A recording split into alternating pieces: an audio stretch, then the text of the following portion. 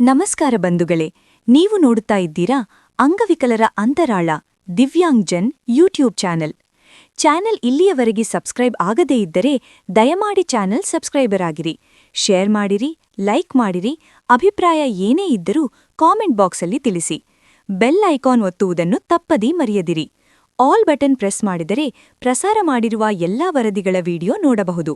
Like button ಒತ್ತಿದರೆ hype button ಬರುತ್ತದೆ, ಅದನ್ನು ಪ್ರೆಸ್ ಮಾಡಿ ಚಾನೆಲ್ ಪ್ರೋತ್ಸಾಹಿಸಿ.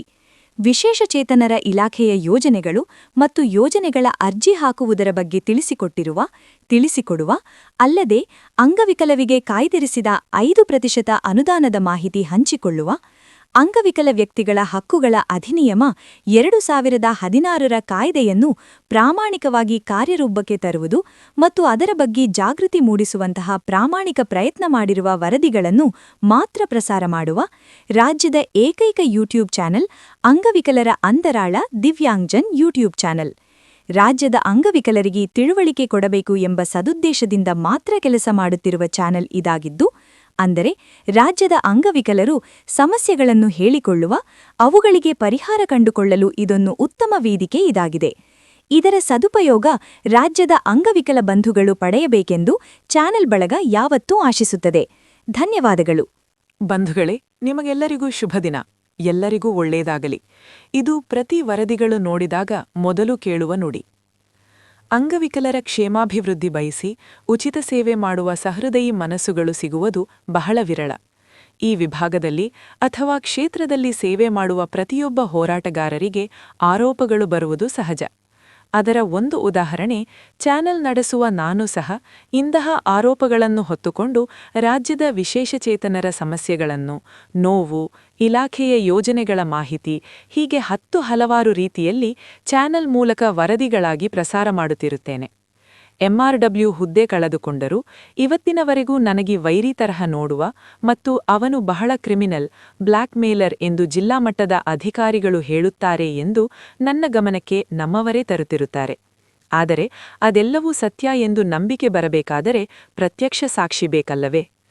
ಆದರೂ ಒಂದು ಕಡೆ ಮನಸ್ಸು ಹೇಳುತ್ತದೆ, ಇಷ್ಟೊಂದು ಕಷ್ಟದಲ್ಲಿದ್ದರೂ 4 ವರ್ಷಗಳ ಕಾಲ ಕೆಲಸವಿಲ್ಲದೆ ಜೀವನ ಮಾಡುತ್ತಿದ್ದರೂ ನನ್ನನ್ನು ಆಡಿಕೊಳ್ಳುವ ಮನಸ್ಸುಗಳಿವೆ ಎಂದಾಗ ತುಂಬ ಬೇಸರವಾಗುತ್ತದೆ. ಪ್ರಾಮಾಣಿಕ ಅನ್ನೋದನ್ನು ಕಾಪಾಡಬೇಕಾದರೆ ಬಹಳ ಕಷ್ಟ. ಇರಲಿ, ಆಡಿಕೊಳ್ಳುವ ಬಾಯಿಗಳಿಗೆ ಬೀಗ ಹಾಕಲು ಆಗುತ್ತದೆಯೇ? ನಮ್ಮ ಚಾನೆಲ್ ಜೊತೆಗೆ ಸುಮಾರು ತಿಂಗಳುಗಳಿಂದ ಸಂಪರ್ಕದಲ್ಲಿದ್ದು, ಜಿಲ್ಲೆ ಸುತ್ತಾಡಿ ಅಂಗವಿಕಲರ ಸಮಸ್ಯೆಗಳನ್ನು ಎತ್ತಿ ತೋರಿಸಿ, ಅಂಗವಿಕಲರಿಗೆ ಅನ್ಯಾಯ ಆದರೆ ಧ್ವನಿ ಎತ್ತುವ, ಸ್ವಾಭಿಮಾನಕ್ಕೆ ಧಕ್ಕೆಯಾದರೂ ದೂರು ಕೊಟ್ಟು ಕ್ಷಮೆ ಕೇಳಿಸುವವರೆಗೂ ಬೆನ್ನು ಬಿಡದೆ ಹೋರಾಟ ಮಾಡುವ, ಇಲಾಖೆಯ ಅನೇಕ ವಿಚಾರದಲ್ಲಿ ವರದಿಗಳು ಹಂಚಿಕೊಂಡು ಬರುತ್ತಿರುವ ಅಂಗವಿಕಲರ ಸಾಮಾಜಿಕ ಕಾರ್ಯಕರ್ತ ಪಿ. ಯೇಸುನಾಥನ್ ಅವರು ಸ್ವಂತ ಉಪಜೀವನಕ್ಕೆ ಏನು ಮಾಡಿಕೊಂಡಿದ್ದೀರಾ ಎಂದು ಕೇಳಿದಾಗ, ಅವರ ಜೀವನದ ನಿಜವಾದ ಶ್ರಮದ ದುಡಿಮೆಯಲ್ಲಿ ಬಂದ ಹಣದಲ್ಲಿ ಖರ್ಚು ಮಾಡಿ ಅನೇಕ ಇಲಾಖೆಗಳಿಗೆ ಪತ್ರ ಬರೆದು ಹೋರಾಟ ಮಾಡುವ ಇವರು ಮಾಡುತ್ತಿರುವ ನಿಜವಾದ ಕೆಲಸದ ಬಗ್ಗೆ ಒಂದು ವಿಡಿಯೋ ಮಾಡಿ ಚಾನೆಲ್ ಜೊತೆಗೆ ಹಂಚಿಕೊಂಡಿದ್ದಾರೆ. ನಿಜವಾದ ನಮ್ಮ ಉಪಜೀವನದ ಆಧಾರದ ಮೂಲದ ಬಗ್ಗೆ ಜನರಿಗೆ ತಿಳಿಸುವ ಪ್ರಾಮಾಣಿಕ ಪ್ರಯತ್ನ ಮಾಡೋಣ ಎಂದು ಇದಕ್ಕೆ ವರದಿ ಸಲ್ಲಿಸುವಂತೆ ಚಾನೆಲ್ ಹೇಳಿರುವ ಕಾರಣ, ರಾಜ್ಯದ ಸುಮಾರು ಜನರು ಇವರ ಆರ್ಥಿಕವಾಗಿ ಖರ್ಚು ಮಾಡುವ ಆದಾಯದ ಮೂಲ ಏನು, ರಾಜ್ಯ ಸುತ್ತಾಡುವ ಇವರು ಅಂಗವಿಕಲರ ಹತ್ತಿರ ದುಡ್ಡು ತೆಗೆದುಕೊಂಡು ಕೆಲಸ ಮಾಡುತ್ತಾರೆ ಎಂಬ ಅನುಮಾನ ಮತ್ತು ಆರೋಪ ಮಾಡುವವರಿಗೆ ಪ್ರತ್ಯಕ್ಷ ತೋರಿಸಿಕೊಡೋಣ. ಹೇಳುತ್ತಿರುವ ಬಾಯಿಗಳಿಗೆ ಬೀಗ ಹಾಕಬಹುದು. ಜನರಿಗೆ ತಿಳಿಯಲಿ, ಆರೋಪಗಳು ದೂರಾಗಲಿ ಎಂಬ ಕಾರಣಕ್ಕೆ ಈ ವರದಿಯನ್ನು ತಮಗೆ ಅರ್ಪಿಸುತ್ತಿದ್ದೇವೆ. ಧನ್ಯವಾದಗಳು.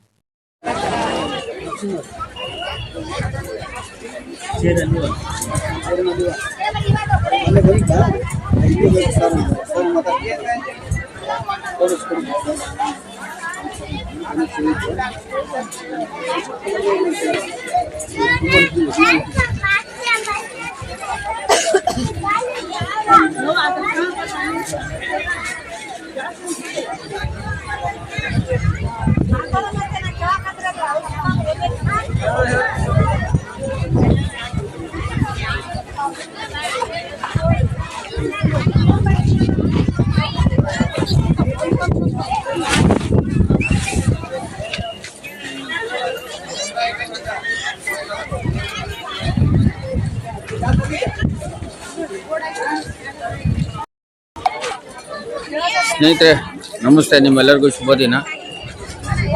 ಇವತ್ತು ವಿಶೇಷವಾಗಿ ಅಂಗವಿಕಲರ ಅಂತರಾಳ ಯೂಟ್ಯೂಬ್ ಚಾನಲಲ್ಲಿ ಪ್ರಸಾರ ಆಗುತ್ತೆ. ಪ್ರತಿಯೊಬ್ಬರು ನಾನು ಕೇಳ್ತಾರೆ, ಸರ್ ನೀವೇನು ಮಾಡ್ತೀರಾ?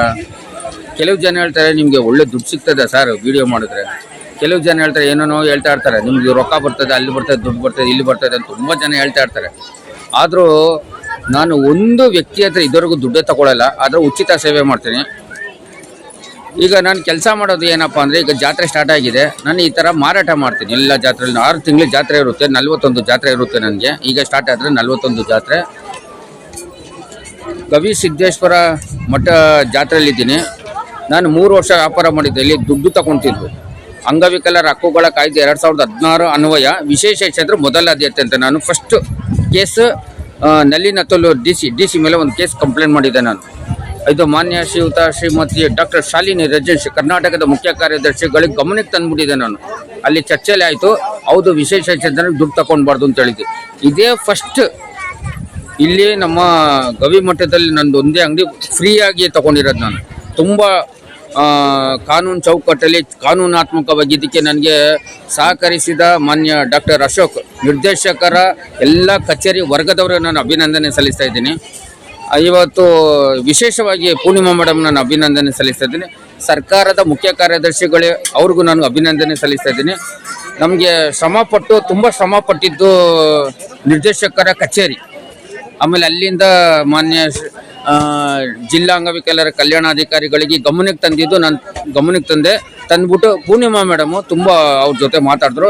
ಎಲ್ಲ ಸರ್ಕಾರದ ಅಧಿಕಾರಿಗಳಿಗೆ ನಾನು ತುಂಬ ಅಭಿನಂದನೆ ಸಲ್ಲಿಸ್ತಾ ಇದ್ದೀನಿ. ವಿಶೇಷವಾಗಿ ಈಗ ಬಂದಿರುವ ಮಾನ್ಯ ಜಿಲ್ಲಾಧಿಕಾರಿ ಕೂಡ ಅವ್ರಿಗೆ ಒಂದು ಪತ್ರ ಬರೆದಿದೆ. ಅವರು ಕೂಡ DD ಅವ್ರಿಗೆ ಮತ್ತು ಜಿಲ್ಲಾ ಅಂಗವಿಕಲರ ಕಲ್ಯಾಣ ಅಧಿಕಾರಿಗಳಿಗೆ ಪತ್ರ ರವಾನೆ ಮಾಡಿದ್ದಾರೆ.